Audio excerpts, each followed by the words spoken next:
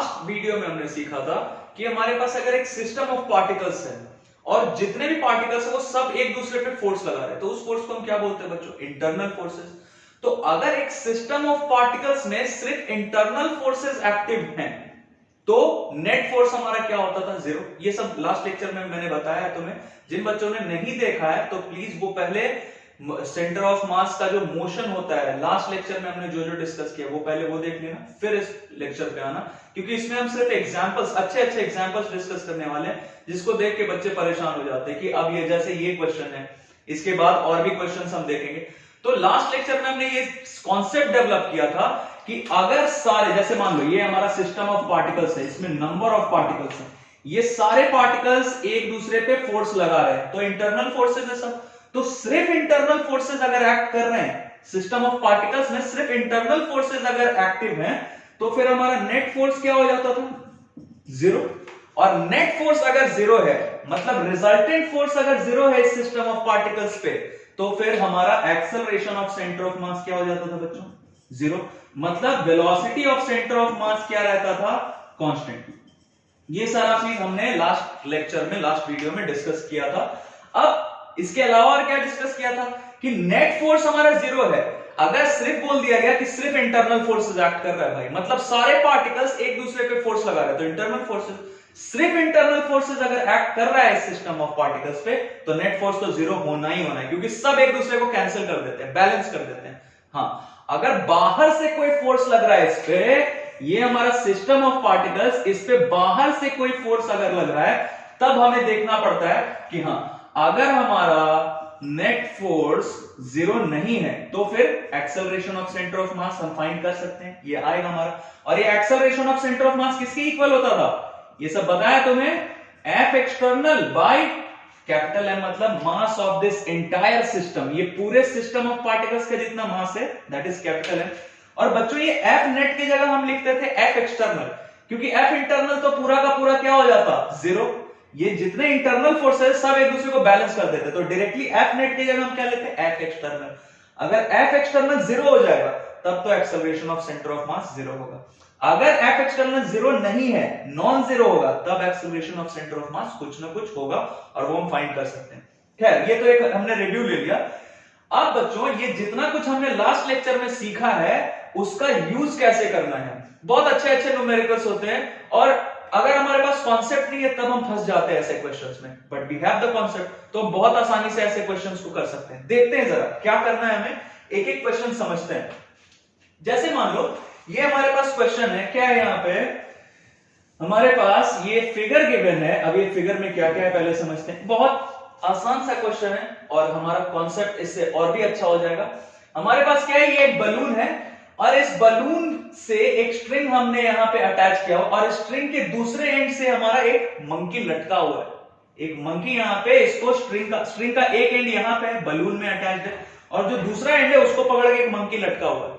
तो बच्चों हमसे ये बोला जा रहा है कि द बलून, द लाइट रोप, बोलने का मतलब कि ये जो रोप है इसका मास हम नेग्लिजिबल ले रहे हैं। जैसे तुम्हें दिख रहा है यहां बलून है, बलून का मास मैंने लिखा है कैपिटल एम, मंकी का मास लिखा मैंने स्मॉल एम, बट जहां भी लाइट रोप, लाइट स्ट्रिंग ये सब लिखा हुआ मिले मतलब मास इज नेग्लिजिबल। अब जरा देखो, ये मंकी, रोप और ये बलून, ये हमारा क्या है? ये सिस्टम है और ये सिस्टम रेस्ट पे है, are at rest in air. ये सबसे इंपॉर्टेंट काम हमारा हो गया यहाँ पे। ये जो हमारा सिस्टम है, सिस्टम ऑफ पार्टिकल्स हम पहले बोलते थे, सिस्टम ऑफ बॉडीज भी हो सकता है। जैसे हमें यहां दिख रहा है ये बलून, ये स्ट्रिंग और ये मंकी, ये तीनों हमारा मिलके क्या है? ये पूरा एक सिस्टम है। अब जरा एक चीज देखो बच्चों, हमें क्या बोला जा रहा है? They are at rest in air, मतलब initially the system is at rest. एक एक चीज समझते जाना है, बिल्कुल सिंपल है इस तरीके के क्वेश्चन सॉल्व करना। इनिशियली ये जो हमारा सिस्टम है ये क्या है? रेस्ट पे है, एयर में। इसका मतलब क्या बच्चों? Velocity of centre of mass क्या है? इनिशियली ये हमारा पूरा सिस्टम ही पहले इनिशियली रेस्ट पे था, एयर में, तो हमारा सेंटर ऑफ मास जहां पे था वहीं पे रहेगा, क्योंकि सिस्टम रेस्ट पे है मतलब velocity of centre of mass zero है। बिल्कुल सिंपल। अब जरा सोचो, अब क्वेश्चन में आगे बढ़ते हैं। हमें क्या बोला जा रहा है कि अगर ये मंकी धीरे धीरे ऊपर चढ़ने लगा और चढ़ता चढ़ता ये यहां पे पहुंच जाए, मतलब the monkey reaches the top of rope. मतलब ये मंकी यहां से चढ़ता हुआ क्लाइंब करता हुआ यहां से यहां तक पहुंच गया, मतलब ये यहां से यहां तक पहुंचने में कितना डिस्टेंस कवर करेगा, एल। ये हमारा स्ट्रिंग का लेंथ गिवन है बच्चों, स्ट्रिंग का लेंथ कितना है, एल, कैपिटल एल। तो ये यहां से यहां तक जब पहुंचेगा तो बाय, ये हम क्वेश्चन लिख रहे हैं, by what distance does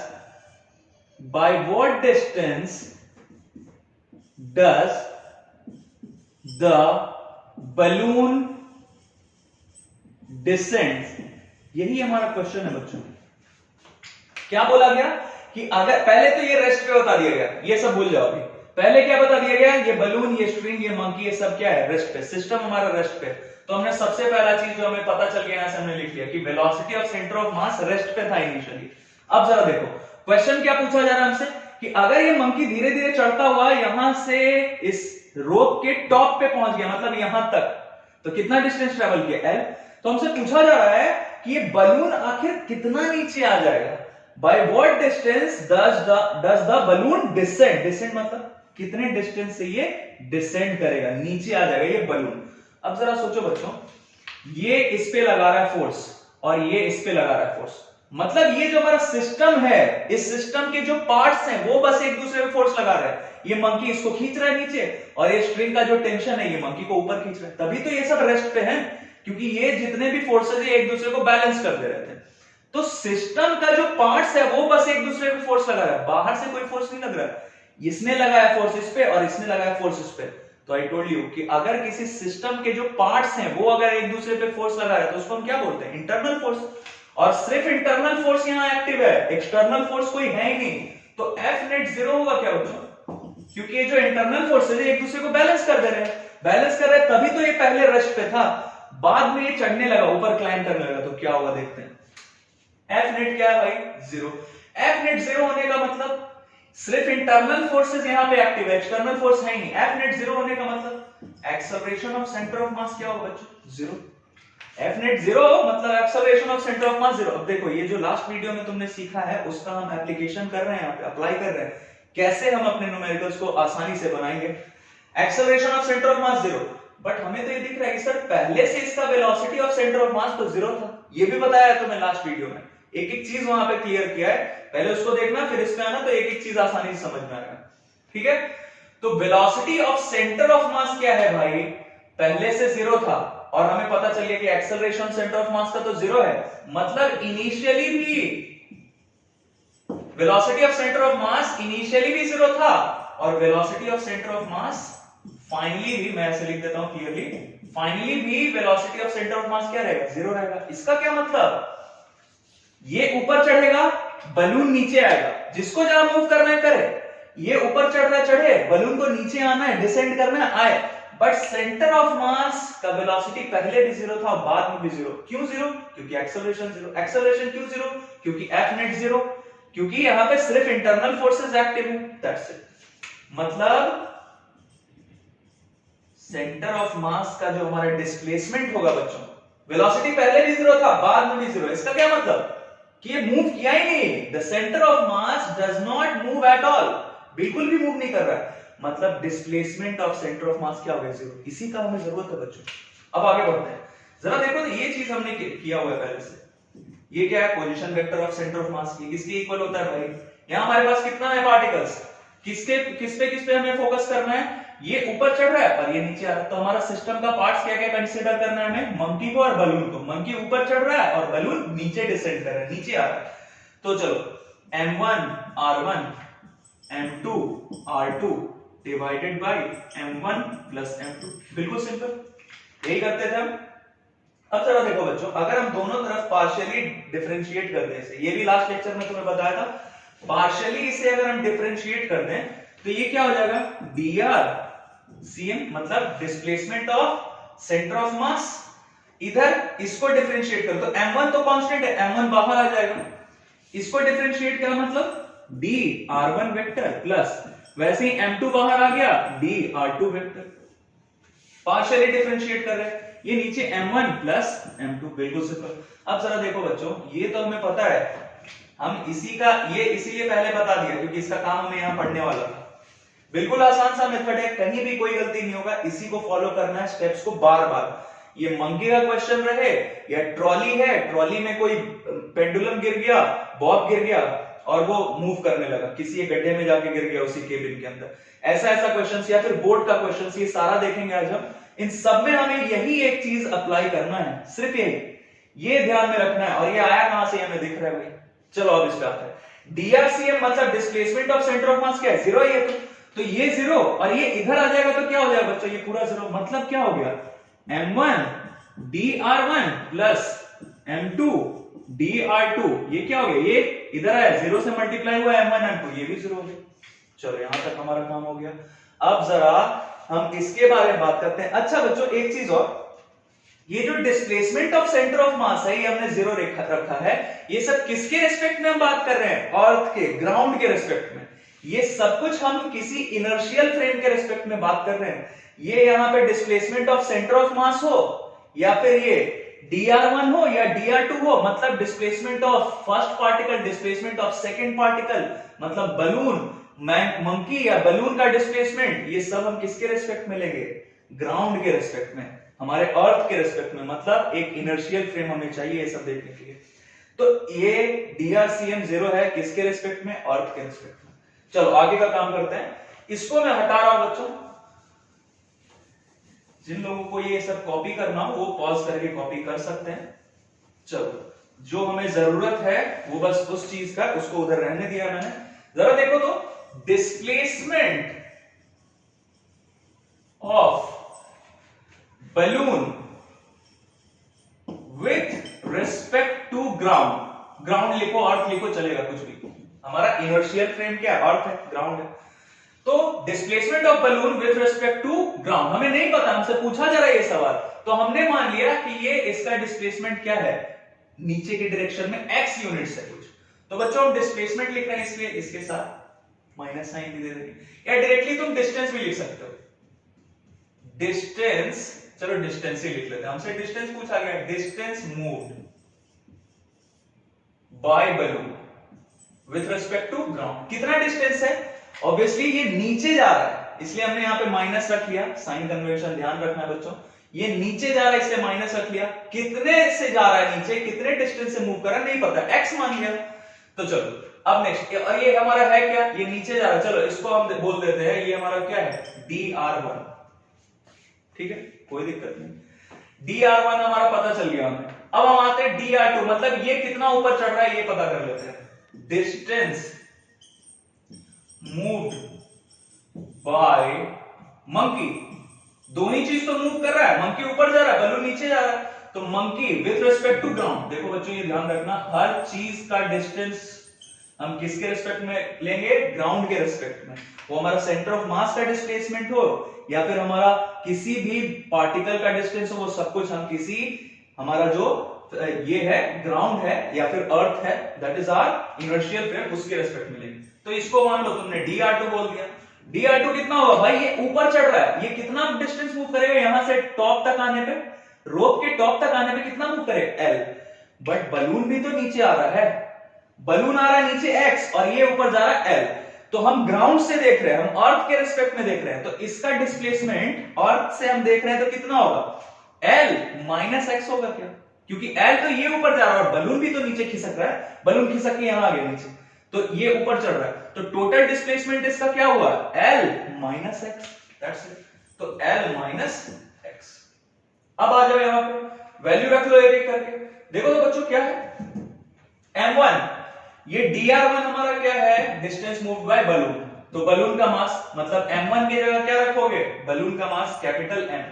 dr1 क्या है भाई, माइनस एक्स है, माइनस एक्स, ये किसका डिस्टेंस मूव्ड है, डिस्टेंस मूव्ड बाय बलून, और बलून का मास मतलब m1 की जगह कैपिटल M प्लस m2, मतलब we are talking about the monkey, the mass of the monkey, तो मंकी का मास कितना, स्मॉल m है, ठीक है, स्मॉल m रख लिया। और ये dr2 क्या है बच्चों, dr2 देखो तो, dr2 ये है मतलब the distance moved by the monkey, that is l minus x, हो गया हमारा काम। अभी देखो तो minus mx plus M L minus M X. Find क्या करना है, एक्स फाइंड करना है। एक्स वाले को एक जगह करो या इसको उधर भेज दो, तो ये क्या हो गया, M X plus capital M X is equal to small M L.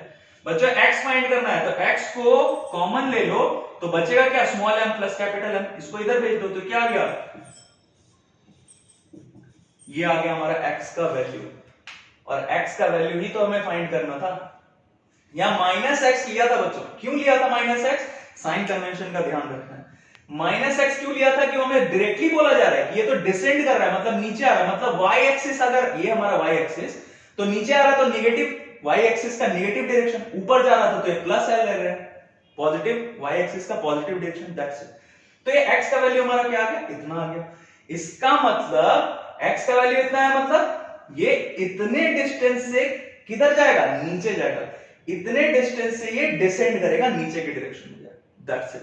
अगर तुम यहां माइनस नहीं लेते तो ये खुद ही minus M L small M capital L by small M plus capital M आ जाता, बट हमने यहां माइनस खुद ही ले लिया था, तो एक्स का वैल्यू हमारा इतना आ गया। ये मैग्नीट्यूड है बच्चों, मतलब ये इतने small M capital L by small M plus capital M के डिस्टेंस से ये इधर आएगा, नीचे। दैट्स इट, बहुत आसान सा क्वेश्चन है। इसमें हमें बस क्या सोचना है, सबसे पहले क्या सोचना है कि अच्छा ये इनिशियली रेस्ट पे था, इनिशियली रेस्ट पे था मतलब वेलोसिटी ऑफ सेंटर ऑफ मास 0। दूसरा चीज हमें क्या देखना है कि सिर्फ इंटरनल फोर्सेस है क्या, अगर इंटरनल फोर्सेस सिर्फ है इसका मतलब एफ नेट 0, एफ नेट 0 मतलब एक्सेलरेशन ऑफ सेंटर ऑफ मास 0, और पहले से वेलोसिटी ऑफ सेंटर ऑफ मास 0 था तो बाद में भी वेलोसिटी ऑफ सेंटर ऑफ मास 0। वहां से हमें क्या पता चला बच्चों, ये जो DRCM है मतलब डिस्प्लेसमेंट ऑफ सेंटर ऑफ मास, ये बिल्कुल भी 0 है। डिस्प्लेसमेंट ऑफ सेंटर ऑफ मास 0 है, मतलब ये मूव ही नहीं किया सेंटर ऑफ मास, पहले भी इसका वेलोसिटी 0 बाद में भी 0, बाकी सारा सिंपल मैथमेटिक्स है। तो हमें बस दो चीज देखना है यहाँ पे।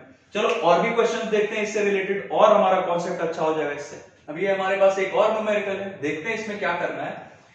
अ cart of mass capital M, ये हमारे पास एक कार्ट है बच्चों, इस पूरे कार्ट का मास क्या है, capital M, is at rest, सबसे ज्यादा इंपॉर्टेंट पार्ट हमें यहां मिल गया, is at rest on a frictionless surface. ये पहले से क्या है, ये कार्ट हमारा रेस्ट पे है। आगे बढ़ते हैं, फ्रिक्शनलेस सरफेस है, इसका क्या जरूरत पड़ेगा हमें आगे देखेंगे। And a pendulum ball of mass small M hangs from the roof of the cart. तो ये हमारे एक स्ट्रिंग के हेल्प से हमने यहाँ पे एक बॉब, पेंडुलम का जो बॉब रहता है मेटलिक बॉब, उसको हमने सस्पेंड किया हुआ है, कहां से, by the roof of the cart. ये हमारा कार्ट का मास कैपिटल है, और इस कार्ट के रूफ से, इसके छत से हमने क्या सस्पेंड किया हुआ है, एक मेटलिक बॉब हमने सस्पेंड किया हुआ है with the help of a string. ये हमारा स्ट्रिंग रहा, और इस बॉब का मास कितना है, स्मॉल, ठीक है। The string breaks and the bob falls on the floor. ये स्ट्रिंग बच्चों टूट जाता है, मान लो ये स्ट्रिंग, ये जो रस्सी हमारा ये टूट गया, और ये बॉब गिरा इसके जमीन पे, इसके सरफेस पे, सॉरी जमीन में, इसके सरफेस पे, ये जो हमारा कार्ट है, कार्ट का सरफेस ये रहा, इस कार्ट के सरफेस पे ये बॉब गिर गया, और बहुत बार कोलिजन के बाद, बहुत टकराने के बाद इससे, फिर फाइनली ये जो हमारा बॉब है ये यहां से लुढ़कता हुआ आया और इस वाले स्लॉट में, ये हमारा स्लॉट है बच्चों, ये जो दिख रहा है, स्लॉट बोलो, होल बोलो, जो कुछ भी बोलो, तो ये हमारा एक स्लॉट है यहाँ पे, इसके सरफेस पे, ये जो हमारा कार्ट है, इस कार्ट के सरफेस पे यहां से हमारा रेगुलर सरफेस था, और यहां पे एक गड्ढा जैसा बना हुआ है, ये हमारा स्लॉट है। तो हमसे क्या बोला गया कि बॉब यहाँ पे गिरेगा, और गिरने के बाद बहुत बार कोलिजन करने के बाद, टकराने के बाद इसके सरफेस से ये फाइनली ऐसे लुढ़कता हुआ आके कहां गिरेगा, इस स्लॉट में जाके गिरेगा, ठीक है। एक और इंफॉर्मेशन बता दूं तुम्हें, ये जो हमारा डिस्टेंस है, मतलब ये जो हमारा स्ट्रिंग है, इसके और स्लॉट का जो हॉरिजॉन्टल डिस्टेंस है, इसके बीच का डिस्टेंस हमें गिवन है कैपिटल है। मतलब ये यहां से गिरने के बाद इनडायरेक्टली हमें क्या इंफॉर्मेशन दिया गया है कि ये जो हमारा बॉब है, ये यहां से गिरने के बाद L डिस्टेंस मूव करके और कहां के गिर जाएगा, इस स्लॉट में आके गिर जाएगा। बिल्कुल सिंपल, मतलब ये डिस्प्लेसमेंट, ये डिस्टेंस हमारा मूव्ड बाय बॉब गिवन है। ये बॉब यहां गिरेगा और गिरने के बाद कितना डिस्टेंस कवर करके, कैपिटल L डिस्टेंस कवर करके ये आके गिर गया स्लॉट में। ये हमें गिवन है इंफॉर्मेशन। अब जरा देखो बच्चों, ये हमारा कीवर्ड है यहाँ पे, फ्रिक्शनलेस सरफेस। मतलब अब जरा देखो, ये स्ट्रिंग टूटेगा तो ये बॉब गिरा, ये बॉब लगाएगा फोर्स किस पे, इस कार्ट के सरफेस पे, ये कार्ट का सरफेस भी लगाएगा इस पे, इसीलिए तो बार बार कोलिजन होगा, ये दोनों एक दूसरे पे फोर्स लगा रहे हैं। तो ये कार्ट या फिर ये बॉब, ये दोनों हमारे क्या है, सिस्टम है। हमारे सिस्टम में हमारे पार्ट्स क्या क्या है, ये काट पूरा और ये बॉब, ये हमारा सिस्टम है। तो यही दोनों एक दूसरे पे फोर्स लगा रहे हैं, बाहर से कोई फोर्स नहीं है, क्योंकि हमें पहले ही बोल दिया गया फ्रिक्शनलेस सरफेस है। मतलब ये जिस सरफेस है, मान लो ये सरफेस है, इस सरफेस पे ये काट है, तो ये सरफेस फ्रिक्शनलेस है, मतलब ये सरफेस, इस पे कोई फोर्स नहीं लगाने वाला, मतलब एक्सटर्नल फोर्स कुछ है ही नहीं, सिर्फ इंटरनल फोर्स है। कौन कौन लगाएगा, ये बॉब लगाएगा काट पे और काट लगाएगा बॉब पे, यही दोनों एक दूसरे पे फोर्स लगा रहे हैं, मतलब सिर्फ इंटरनल फोर्सेस। तो ये हमारा काम कर दे रहा है आसान। फ्रिक्शनलेस सरफेस बता दिया, मतलब एक्सटर्नल फोर्स है ही नहीं, सिर्फ इंटरनल फोर्सेस है। ये है पार्ट, इस सिस्टम में पार्ट कौन कौन सा, काट है और ये बॉब है, ये दोनों पार्ट है सिस्टम के। तो ये दोनों पार्ट एक दूसरे पे फोर्स लगा रहे हैं, इंटरनल फोर्सेस। मतलब एफ नेट क्या हो गया बच्चों, 0। और हमें बस इसी का जरूरत होता है। देखो बार बार हम वही करेंगे, वो लास्ट क्वेश्चन हमने देखा या ये देखेंगे या बोर्ड का क्वेश्चन देखें, हर जगह हमें सबसे पहले क्या सोचना है कि एक्सटर्नल फोर्स है या नहीं है। अगर एक्सटर्नल फोर्स नहीं है सिस्टम पे, सिर्फ इंटरनल फोर्सेस एक्ट कर रहे हैं, तो एफ नेट 0। आगे का काम तुम्हें पता है, एफ नेट 0 मतलब एक्सेलरेशन ऑफ सेंटर ऑफ मास 0। और हमें क्या बोला गया है, ये जो हमारा काट है ये रेस्ट पे था, मतलब इनिशियली ये रेस्ट पे था। तो चलो यहां लिख देता हूं, initially velocity of centre of mass क्या होगा बच्चों, 0, क्योंकि हमारा ये जो काट था ये पहले क्या था, रेस्ट पे था, इनिशियली रेस्ट पे था। अब ये टूट के गिरेगा तो हमारा काट आगे जाए पीछे जाए, वो क्या करना है हम अभी देखते हैं। सबसे पहला इंफॉर्मेशन क्या कि ये पहले क्या था, ये रेस्ट पे था, मतलब पहले से initially velocity of centre of mass क्या, 0, और एक्सेलरेशन ऑफ सेंटर ऑफ मास हमें 0 पता चल गया, मतलब बाद में भी फाइनली भी velocity of centre of mass क्या होगा, 0 ही होगा, बदलेगा ही। मतलब the centre of mass won't move at all, centre of मास कहीं भी मूव नहीं करेगा, जहां था वहीं रहेगा, पहले भी 0 वेलोसिटी, बाद में भी 0, मतलब displacement of centre of mass क्या बच्चों, 0। यही काम पहले भी किया था, फिर यही करें, बार बार हम यही काम करने वाले हैं। अब जरा देखो हमसे क्वेश्चन क्या पूछा जा रहा है कि ये सेवरल कोलिजन करेगा और कोलाइड करके फिर यहां पे इस स्लॉट में आके गिरेगा। हमारा क्वेश्चन क्या है, by what distance does the काट मूव, ये जो हमारा काट है ये कितने डिस्टेंस से मूव करेगा। पहले से तो ये सब कुछ रेस्ट पे था, लेकिन एक बार ये स्ट्रिंग टूटा, मतलब ये बॉब गिरा और टकराने वकराने के बाद ये फिर आके गिरा इसमें, तो ये बॉब इसमें आके गिरा, मूव करता हुआ ऐसे इसमें आके गिरा। तो हमसे ये पूछा जा रहा है कि ये काट कितना मूव करेगा। तो हम मान लेते हैं कि काट इस डायरेक्शन में मूव कर जाए, कितने से, एक्स से, एक्स यूनिट से मूव कर जाए, हमें पता नहीं, हमने मान लिया एक्स। तो ये हमारा कितना मूव कर रहा है, बॉब कितना मूव कर रहा है, कैपिटल एल डिस्टेंस मूव कर रहा है और आके गिर गया इसमें स्लॉट में। तो हमसे क्या क्वेश्चन पूछा गया, by what distance does the काट मूव। तो हमने मान लिया कि ये काट जो है हमारा ये इस डायरेक्शन में मूव कर रहा है, अभी के लिए मान लिया, देखेंगे रिजल्ट क्या होगा। तो ये इस डिस्टेंस में मूव कर रहा है। अब बच्चों सबको पता है वन डायमेंशनल मोशन हो रहा है ना, ये ऐसे आगे जा रहा है, ये हमारा बॉब जा रहा है आगे एक्स डायरेक्शन में, पॉजिटिव एक्स डायरेक्शन में, और हमने मान लिया कि काट जा रहा है पीछे नेगेटिव एक्स डायरेक्शन में। तो ऑब्वियसली नेगेटिव जा रहा है तो इसके आगे माइनस लेना पड़ेगा, साइन कन्वेंशन बहुत ध्यान रखना, माइनस एक्स हो जाएगा। अब जरा देखो फिर से वही ना, डी आर सी एम क्या होगा, m1 dr1 plus m2 dr2 divided by m1 plus m2, बिल्कुल सिंपल। और ये drcm तो 0 दिख रहा है यहां से, मतलब displacement of centre of mass तो 0 है, मतलब ये चीज इधर आ गया और ये भी 0, बिल्कुल सिंपल।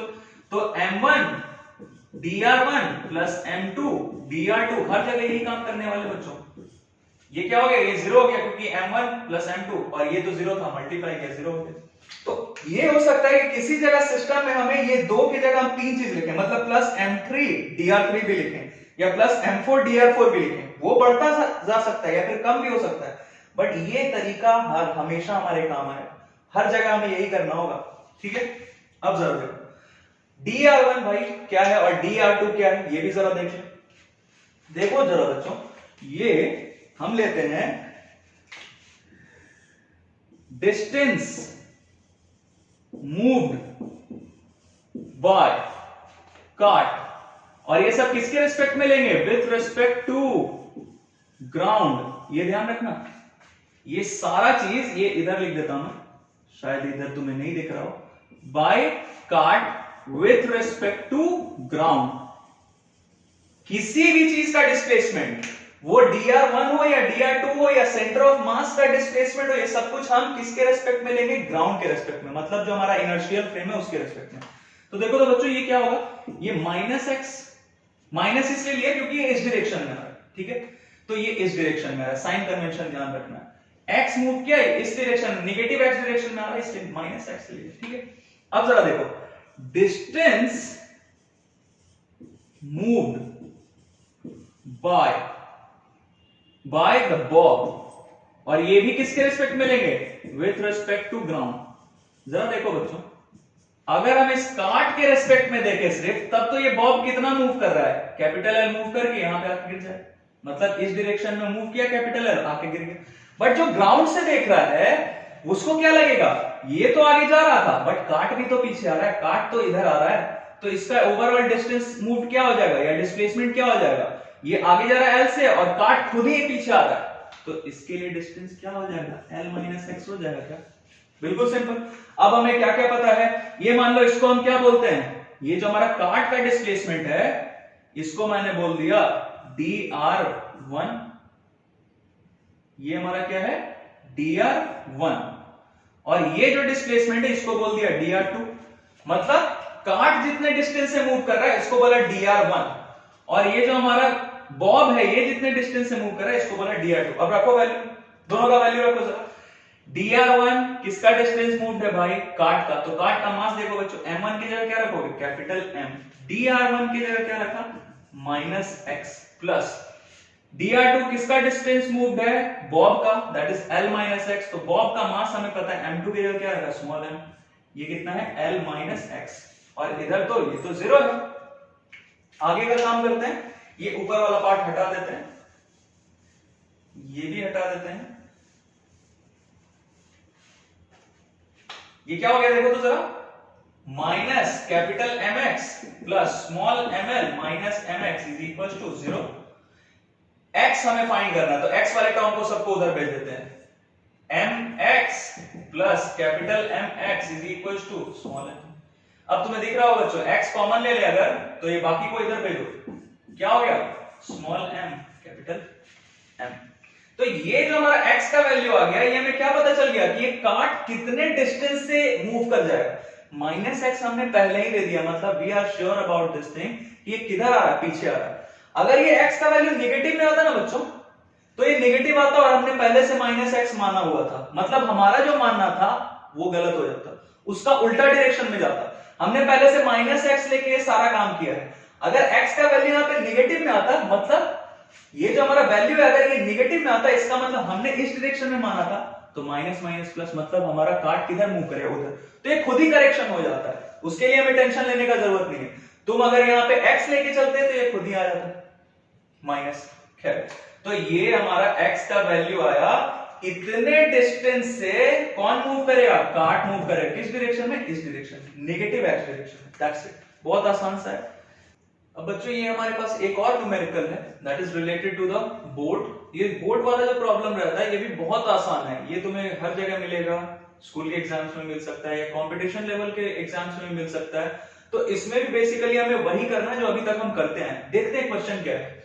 मिस्टर वर्मा 50 kg इनका मास है एंड मिस्टर माथुर इनका mass 60 kg are sitting at the two extremes of a board. ये रहा हमारा बोर्ड, इस बोर्ड के एक एंड पे ये बैठे हैं वर्मा जी और एक एंड पे माथुर जी बैठे हैं। क्या बोला जा रहा है? इस बोर्ड का लेंथ कितना है? ये चलो यहाँ पे मेंशन कर लेते हैं। इस बोर्ड का लेंथ कितना है? 4 मीटर, और इसका मास कितना है बोर्ड का? 40 kg। Standing in still water, ये देखो बच्चों, ये मिल गया हमें हमारे काम का चीज। स्टैंडिंग स्टिल इन वाटर, मतलब ये हमारा जो सिस्टम है, इस सिस्टम में क्या क्या है भाई? बोर्ड, वर्मा जी, माथुर जी, तीन हमारे पार्ट्स हैं, तीन पार्ट्स हैं इस सिस्टम में, एक ये पार्ट, एक ये पार्ट, एक ये पार्ट। तो ये तीनों मिला के हमारा सिस्टम है, और ये सिस्टम हमारा क्या है? Standing still in water. ये हमारा सिस्टम पहले से रेस्ट पे था, मतलब इनिशियली हमारा सिस्टम रेस्ट पे था। इसका क्या मतलब बच्चों? हम एक ही चीज समझते हैं कि वेलोसिटी ऑफ सेंटर ऑफ मास 0। पहले से हमारा सिस्टम रेस्ट पे था, इसका मतलब सेंटर ऑफ मास रेस्ट पे था। और इसका क्या मतलब कि initially velocity of centre of mass क्या था भाई? 0। हर जगह हम वही काम कर रहे हैं घूम फिर के। They come to the middle of the boat, ये वर्मा जी यहां से मूव करते हुए मिडल ऑफ द बोट पे आ जाते हैं। सेंटर पे आ जाते हैं बोट के, और माथुर जी इधर से मूव करते हुए सेंटर पे आ जाते हैं बोट के, ठीक है। तो ये दोनों मूव करते हैं ऐसे, चलो यहाँ मैं मेंशन कर देता हूं, ये मूव करके यहाँ पे आएंगे, ये मूव करके यहाँ पे आएंगे सेंटर ऑफ बोट पे। तो ये दोनों लोग कितना कितना डिस्टेंस ट्रेवल कर रहे हैं, ये बिल्कुल क्लियरली तुम्हें समझ में आ गया होगा कि सेंटर पे आना है बोट के, तो दोनों लोगों को 2-2 मीटर डिस्टेंस ट्रैवल करना पड़ेगा, क्योंकि टोटल तो लेंथ क्या है बोट का 4 मीटर। तो सेंटर पे आने के लिए इनको भी 2 मीटर और इनको भी 2 मीटर, ये वर्मा जी 2 मीटर राइट साइड बढ़ेंगे और माथुर जी 2 मीटर लेफ्ट साइड बढ़ेंगे, दैट्स इट। अब जरा देखो हमसे क्या बोला जाए, नेग्लेक्टिंग फ्रिक्शन विथ वाटर, मतलब ये बोट का कोई फ्रिक्शन नहीं होगा वाटर से। How far does the boat move on water during this process, ये प्रोसेस मतलब इनका इधर चल के आना, इनका इधर चल के आना, तो इस पूरे प्रोसेस में हमारा बोट कितने डिस्टेंस से मूव कर रहा होगा। अब बच्चों ये भी हमारा बहुत काम का है, नेग्लेक्टिंग फ्रिक्शन विथ वाटर, मतलब इस बोट पे वाटर के वजह से कोई रेजिस्टिव फोर्स नहीं है इस बोट पे। चलो यहाँ वाटर हो गया, ये हमारा वाटर, ये जो हमारा वाटर है, वाटर के वजह से कोई फ्रिक्शनल फोर्स एक्ट नहीं कर रहा है बोट पे, मतलब बाहर से कोई भी फोर्स नहीं है। हर जगह हमें ये हिंट मिल जा रहा है कि बाहर से कोई फोर्स एक्ट नहीं कर रहा है, मतलब एक्सटर्नल फोर्स कोई भी नहीं है। तो कौन कौन लगाएंगे फोर्स, ये वर्मा जी लगाएंगे बोट पे, माथुर जी लगाएंगे बोट पे, बोट लगाया माथुर जी पे, बोट लगाया वर्मा जी पे। तो ये जो पार्ट्स है सिस्टम के, यही एक दूसरे पे फोर्स लगा रहे हैं, मतलब बस इंटरनल फोर्स है, बाहर का कोई फोर्स नहीं है। तो हमारा एफ नेट फिर से वही काम, F net as I told you कि सबसे पहले हम क्या देखते हैं कि बाहर से कोई फोर्स तो नहीं है। अगर बाहर से कोई फोर्स नहीं है, एक बार पता चल गया कि बाहर से कोई फोर्स नहीं है, मतलब एफ नेट तो जीरो ही होगा, और एफ नेट जीरो मतलब acceleration of centre of mass zero. अब ये हमें पहले ही पता चल चुका है कि ये सिस्टम पहले क्या था, it was standing still in water, मतलब रेस्ट पे था सिस्टम, मतलब velocity of centre of mass initially क्या था जीरो, और फाइनली भी क्या होगा, velocity of centre of mass zero ही होगा, क्योंकि acceleration of centre of mass तो जीरो है, मतलब चेंज ही नहीं हुआ वेलोसिटी, पहले भी जीरो था बाद में भी जीरो, मतलब सेंटर ऑफ मास ये सब कुछ चल रहा है, ये बढ़ के आगे जा रहे हैं, ये बढ़ के पीछे आ रहे हैं, और बोट हमारा शिफ्ट करेगा किसी भी डायरेक्शन में, अभी हमें नहीं पता है। तो ये सब कुछ चलेगा, बट सेंटर ऑफ मास जहां था वहीं रहेगा, बिल्कुल भी मूव नहीं करेगा, क्योंकि एफ नेट क्या है, जीरो है, बिल्कुल भी मूव नहीं करेगा, जिसको जहां जाना जाए, बट सेंटर ऑफ मास तो वहीं रहेगा। तो displacement of centre of mass क्या हो जाएगा बच्चों, जीरो। अब चलो आगे बढ़ते हैं, हमें नहीं पता है कि बोट किधर जाएगा, हमारे दिमाग में आया कि हम मान लेते हैं कि बोट इधर ही आएगा, पीछे ही आएगा, वो खुद ही करेक्शन हो जाएगा। अगर आगे बढ़ने वाला होगा तो आंसर हमारा खुद ही करेक्ट आ जाएगा करेक्शन होके। तो हम मान लेते हैं कि हमारा बोट किधर जाएगा, बोट इधर जाएगा x यूनिट से, बोट इधर जाएगा x यूनिट से, मैंने मान लिया, तो ऑब्वियसली इधर जा रहा है, मतलब माइनस लगाना पड़ेगा। चलो अब बाकी सारा काम हम कर लेते हैं। क्या करेंगे बच्चों, displacement of centre of mass क्या करते हैं इसके लिए, m1 dr1 m2 dr2 plus m3 dr3 by m1 plus m2 plus m3। As I told you कि ये तरीका हर जगह हमारा वही रहेगा, कहीं पे ये हो सकता है कि 2 के जगह 3 पार्ट्स आ जाएं, 4 पार्ट्स आ जाएं, तो देखो एक और आ गया ना पार्ट यहाँ पे, बट बाकी सारा तरीका हमारा वही रहेगा। अब जरा देखो तो ये तो जीरो है, तो ये पूरा टर्म इधर आके जीरो, मतलब हमें क्या मिल गया, m1 dr1 plus m2 dr2 plus m3 dr3। ये क्या हो गया बच्चों, ये जीरो हो गया। अब एक एक करके dr1 dr2 dr3 ये सबका वैल्यू देख लेते हैं। देखो तो जरा dr1, किसी को भी बोल लो dr1, मान लो हमने वर्मा जी के बारे में बात की, तो सबसे पहले बोट के बारे में देख लेते हैं। बोट कितना जा रहा है भाई, let the boat moves a distance, किसके रेस्पेक्ट में, सब कुछ ग्राउंड के रेस्पेक्ट में चलेगा, सब कुछ ग्राउंड के रेस्पेक्ट में चलेगा। ये dr1 dr2 dr3 ये सब कुछ किसके रेस्पेक्ट में मेजर करेंगे, ग्राउंड के रेस्पेक्ट में, या फिर ये drcm भी किसके रेस्पेक्ट में मेजर कर रहे हैं, ग्राउंड के रेस्पेक्ट में। तो कोई ग्राउंड पे जो खड़े होकर देख रहा है उसको क्या लगेगा, जरा देखो तो, ग्राउंड पे खड़ा है उसको क्या दिख रहा है कि बोट हमारा मूव कर गया कितने डिस्टेंस से, हमने माना x डिस्टेंस से, किधर भी मूव करवा सकते हैं, हमें नहीं पता किधर जाएगा, आगे जाएगा या पीछे जाएगा, तो मैंने मान लिया कि पीछे आ रहा है, तो पीछे आ रहा है तो साइन कन्वेंशन फिर दे लो माइनस, मतलब ये हमारा क्या हो गया, चलो इसको मैं क्या बोल देता हूं, dr1, ठीक है, dr1 का वैल्यू ये आ गया -x, इस डायरेक्शन में ले रहे हैं, मतलब बोट का हम डिस्प्लेसमेंट ले रहे हैं। डिस्प्लेसमेंट ले रहे हैं तो माइनस साइन ले रहे हैं, सिर्फ अगर डिस्टेंस बोलते हैं तो नेगेटिव नहीं लेते। खैर, अब दूसरे पे आते हैं, डिस्प्लेसमेंट ऑफ वर्मा जी। वर्मा जी का कितना डिस्प्लेसमेंट हुआ भाई?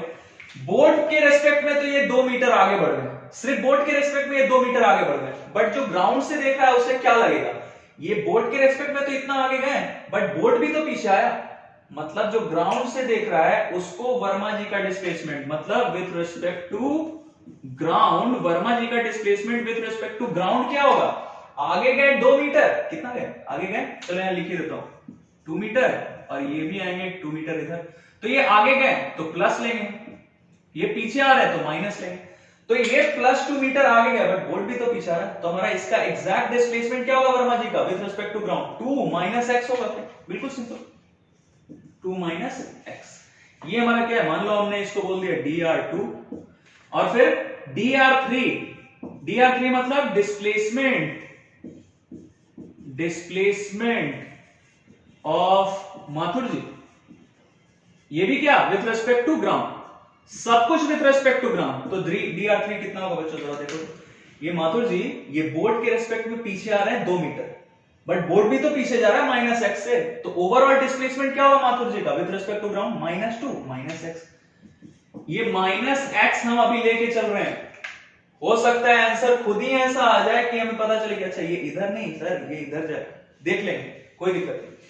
-2 माइनस एक्स, तीनों चीज पता चल गया, तीनों का वैल्यू रखो जरा बच्चों, सबका वैल्यू रखते हैं एक एक करके, ये सब हटाता हूं, जिन्हें भी कॉपी करना हो वो पार्ट कॉपी कर सकते हैं वीडियो पॉज करके, यहां रखो value 0 is equal to m1 क्या है, dr1 किसके लिए लिया है, बोर्ड के लिए, -x, बोर्ड का मास कितना है, मतलब m1 की जगह क्या रखोगे 40 के लिए, 40 मल्टीप्लाइड बाय कितना -x plus m2 dr2, dr2 किसका डिस्प्लेसमेंट, वर्मा जी का डिस्प्लेसमेंट इस डायरेक्शन में 2 था, और ये बोर्ड भी पीछे है 2 x, वर्मा जी का मास कितना, मतलब m2 के लिए क्या रखा 50 kg multiplied by 2 x plus Mathur ji के लिए dr3 क्या है -2 x, मास कितना है, मतलब m3 की जगह क्या रखा 60 kg मल्टीप्लाइड बाय -2 x, ये 0 आ गया।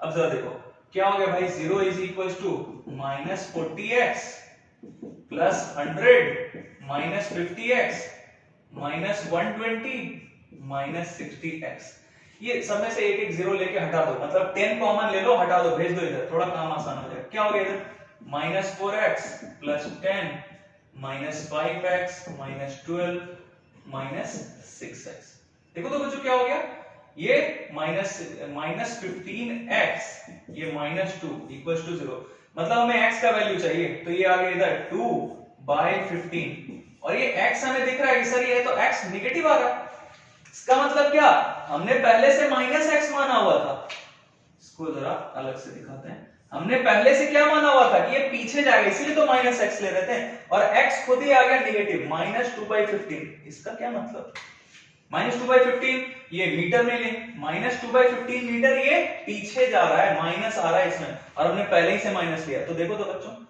x का वैल्यू है नेगेटिव, और हमने पहले ही से -x माना हुआ था, मतलब माइनस माइनस क्या हो गया प्लस, इसका क्या मतलब कि हमने जो -x इधर माना था ये इस डायरेक्शन में नहीं इधर जाएगा, ये देखो खुद ही हो गया ना करेक्शन, अगर तुम इसको x लेके चलते तो ये खुद ही आ जाता, मतलब ये हमारा वैल्यू पॉजिटिव आता, बट हमने यहाँ -x लिया तो x का वैल्यू यहाँ माइनस दिख रहा है, मतलब माइनस और माइनस प्लस हो गया, मतलब ये किधर जाएगा, इधर जाएगा, मतलब x का वैल्यू हमारा जो है -x लोगे इसके साथ, तो हमारा डिस्प्लेसमेंट ऑफ दिस बोर्ड क्या होगा, डिस्प्लेसमेंट ऑफ बोर्ड क्या होगा -x, और x का वैल्यू इतना है, मतलब डिस्प्लेसमेंट ऑफ बोर्ड क्या होगा, देखो माइनस, और ये x का वैल्यू माइनस है, माइनस माइनस प्लस, मतलब क्या हो गया 2/15 मीटर, किस डायरेक्शन में, फॉरवर्ड डायरेक्शन में, क्योंकि आगे प्लस होगा ना, कुछ भी नहीं है प्लस है, मतलब ये किधर जाएगा बोर्ड, आगे की डायरेक्शन में जाएगा, बिल्कुल सिंपल।